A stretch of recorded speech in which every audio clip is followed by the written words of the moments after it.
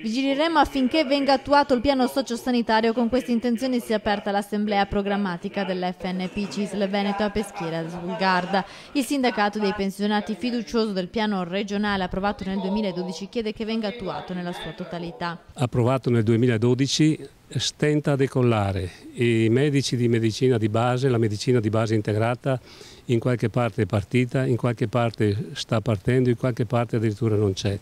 Quindi il nostro impegno è proprio quello che venga data applicazione a questo piano, che riteniamo un buon piano sociosanitario, perché questo ci permette di snellire quelle lunghe file di attesa dei pronto soccorso. Insieme al piano sociosanitario, l'FNP CISL continuerà a battersi anche per la legge sulla non autosufficienza. Noi abbiamo sempre un chiodo fisso che è la legge sulla non autosufficienza. È una legge che risale al 2009, parzialmente in funzione, ma non del tutto, va rifinanziata perché le persone che hanno bisogno, i non autosufficienti, sono in aumento. Maggiore presenza sul territorio con le rappresentanze locali sindacali che hanno sostituito le vecchie leghe garantiranno così una maggiore vicinanza a tutti i pensionati. All'assemblea era presente anche il segretario nazionale. Noi chiediamo che il governo faccia una riflessione prima sulle pensioni per rivalutare le pensioni che sono ferme da troppi anni.